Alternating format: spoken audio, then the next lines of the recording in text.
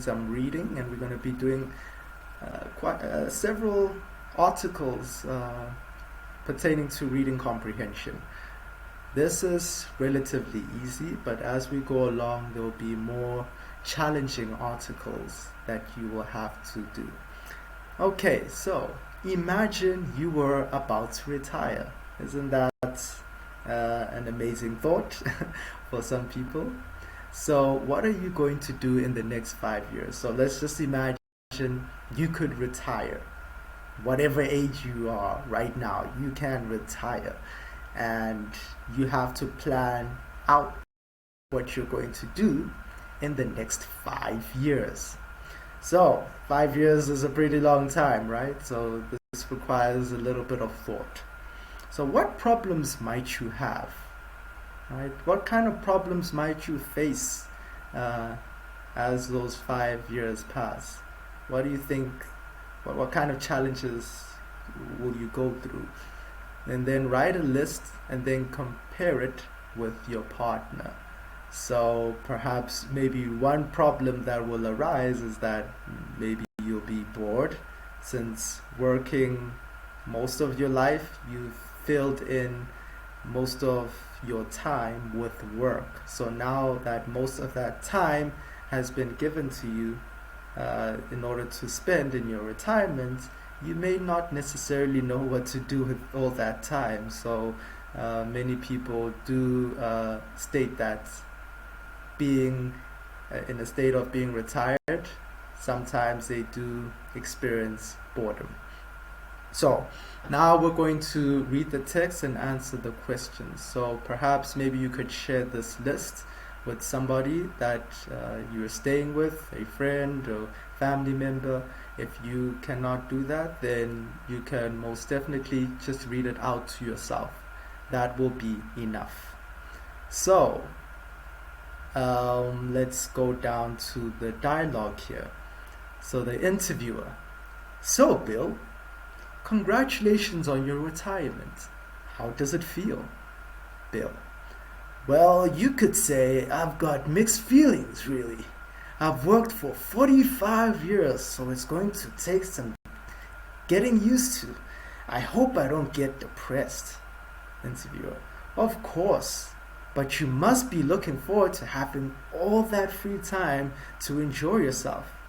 Have you got any ideas about what you're going to do?" Bill: "Yes, I'd like to take up fishing. It's something that I've never done, but friends have been telling me for years that I should try it. They say it's really relaxing and that I can take my grandson with me when he gets a little bit older." "Anything else, or just fishing?" "I wouldn't mind seeing a bit more of Britain, to be honest. I've lived here for 65 years, but because of work and family commitments, I've hardly seen any of it. I've been told that the south coast is nice and that the Scottish Highlands are wonderful. My wife wants to go there in the spring, but I would rather go in the summer when it's warmer on the days and the days are longer." "Do you have an active social life, Bill?" So let's go to the next page.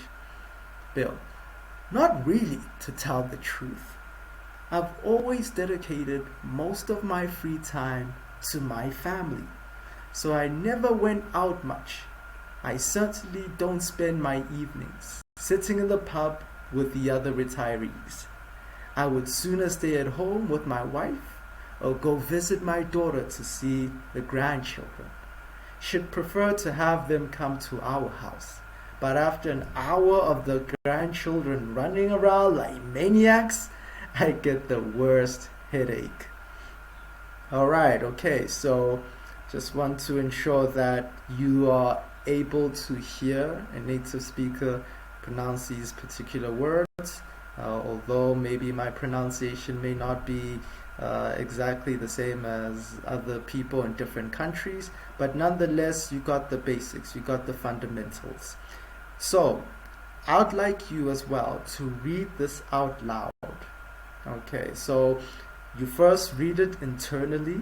So anytime we go through articles that we need to read, I would require you to read it internally, so like silently to yourself, and then read it out loud so you can hear yourself pronouncing some of these words.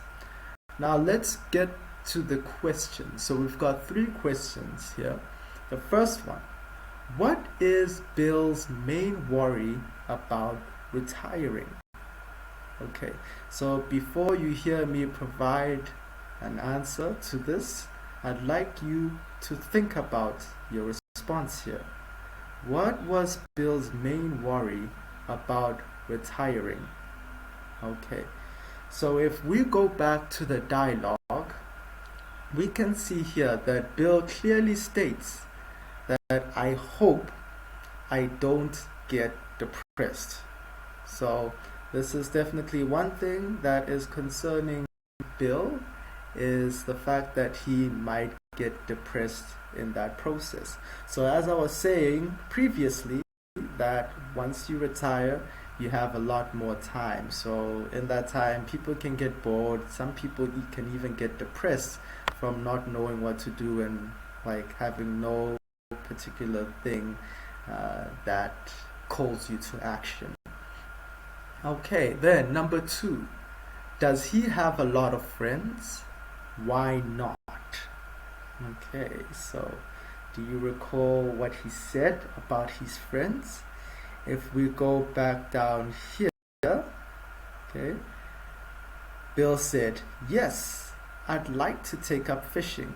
It's something that I've never done, but friends have been telling me for years that I should try it. Okay, and they said further on that it's relaxing. It's really relaxing. So let's go back here. So does he have a lot of friends? Why? Why not? So yes, he does have friends, and they have been telling him for a really long time that he should try fishing. Okay, so perhaps maybe now he will take on that advice only after several years. Alright, and then number 3. When does he want to go to Scotland and why? So do you recall why he wants to go to Scotland? So if we go down here, Bill stated, I wouldn't mind seeing a bit more of Britain, to be honest. I've lived here for 65 years, but because of work and family commitments, I've hardly seen any of it. Okay, so here's the important part here. I've been told that the south coast is nice and that the Scottish Highlands are wonderful. My wife wants to go there in the spring, but I would rather go in the summer. Okay, so when does he want to go to Scotland? Why?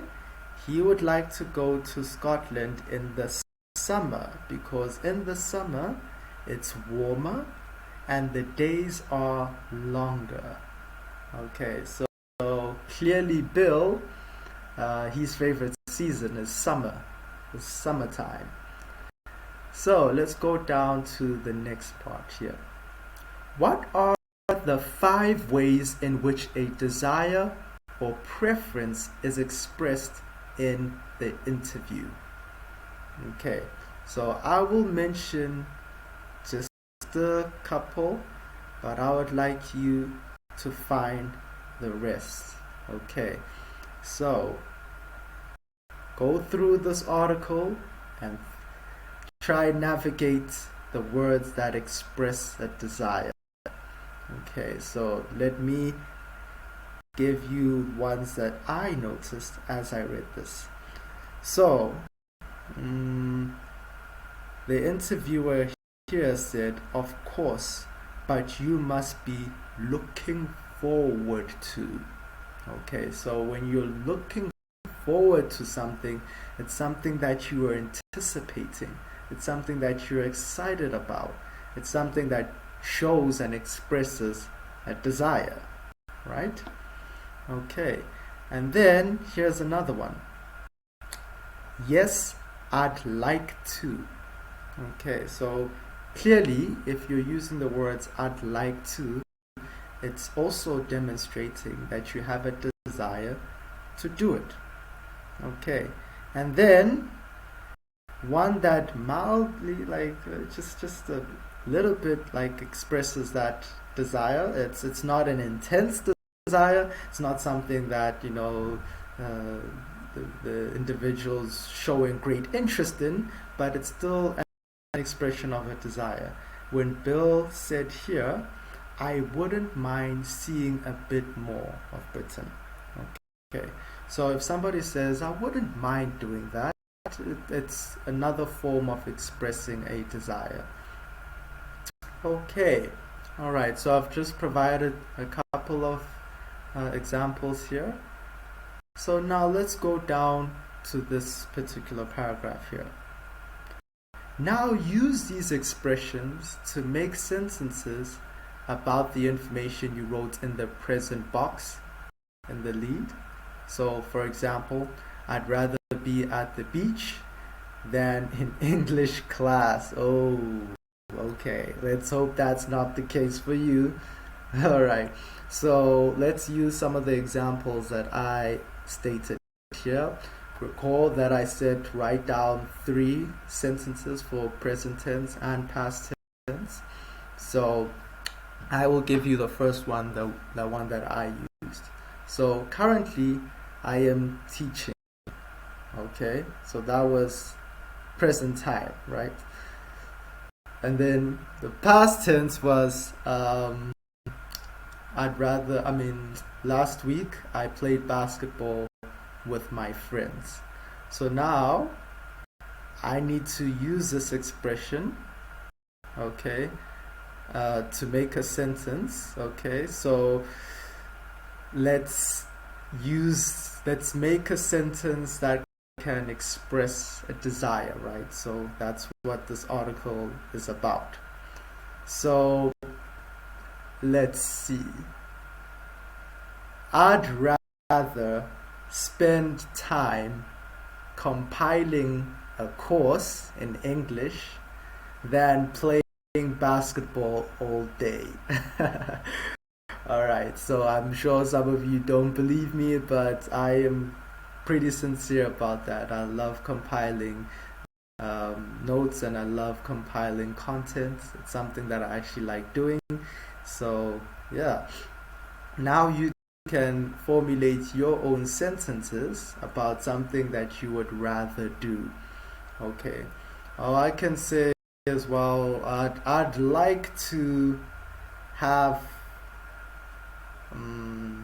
a glass of water rather than speaking all the time, you see, something like that. So there are myriads of different sentences that you can use to express a desire. And then the last one here that I will say is, I wouldn't mind taking a nap after I teach. You see. Okay, alright, so we've expressed these desires and we've compiled sentences. So we are complete with this particular activity. Alright, okay, so recall what I said. Just jot down certain notes, write down certain expressions or vocabulary words that you are not yet familiar with, and jot them down in your notepad, your journal, and then find ways to use these new sentences or these new expressions. So the next time you are having a conversation with an individual and you want to express a desire, so try using the words I wouldn't mind doing ... so and so that, or you can say yes, I'd like to ... or you can say I am looking forward to ...